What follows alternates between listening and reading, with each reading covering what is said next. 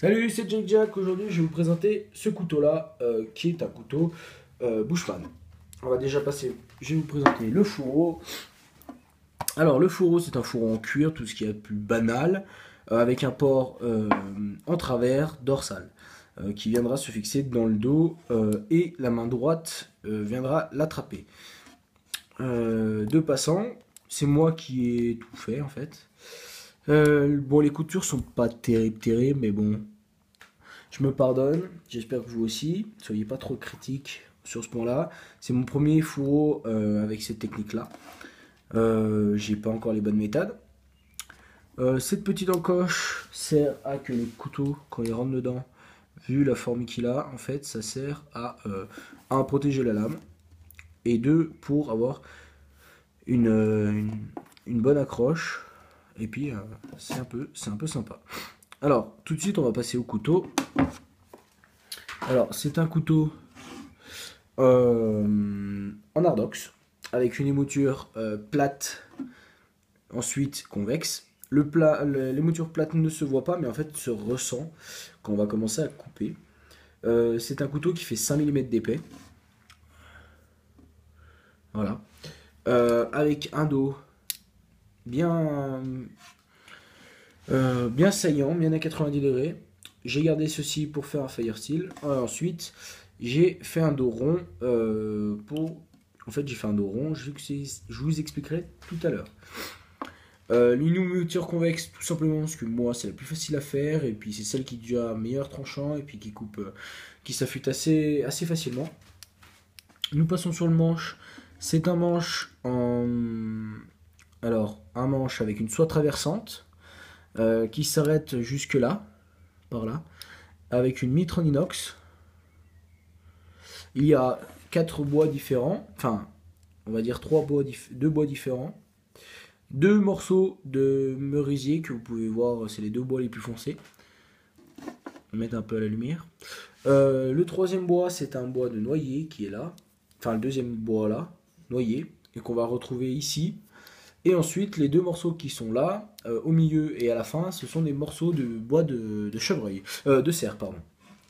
De cerf.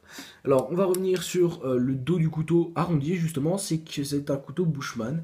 Et c'est un couteau de chasse Bushman.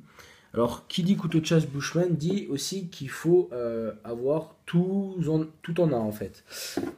Alors, nous avons un couteau de bushcraft, lourd, pas trop non plus, avec une bonne inertie à l'avant, pas trop non plus, une large épaisseur, pas trop non plus, et nous avons un dos rond qui servira, en fait, tout simplement, déjà qu'on n'abîme pas le dos, et deuxièmement, c'est quand on va venir avec cette saisie-là, à pouvoir gratter la peau de l'animal, ou pour dépecer un animal, on a une saisie comme ça.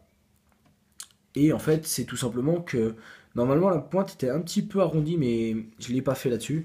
Et en fait, la pointe était un petit peu arrondie justement pour que on ne vienne pas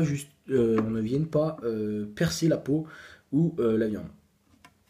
On a une garde qui est de la lame, comme la lame fait elle fait 6,5, voilà, 6,5 de hauteur pour 5 mm d'épais.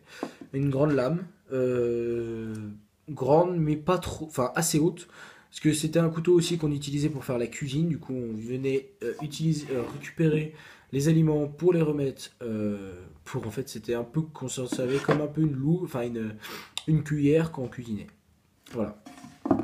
Deuxième chose aussi qui est caractéristique sur le Bushman, une petite poignée qui est bien, enfin qu'on a bien en main.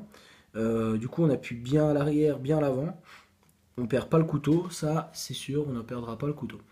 Ensuite, une caractéristique aussi qui est vraiment que sur les Bushman, je ne sais pas si vous allez pouvoir le voir là. Ah si, voilà. En fait, le couteau n'a aucun plat de tranchant. Voilà, quand on le regarde comme ça, là c'est plus flagrant.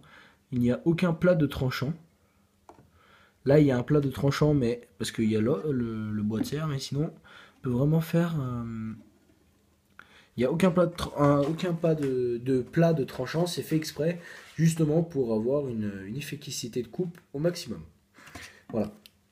Alors, une fois avec le fourreau rangé, je n'ai pas le poids, excusez-moi.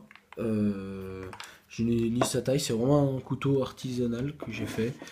Que j'ai eu plaisir à faire. Et j'ai pris du plaisir vraiment, un peu de technique. Et puis voilà.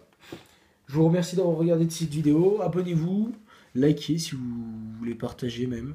Et puis je vous dis à la prochaine pour de nouvelles vidéos. Allez.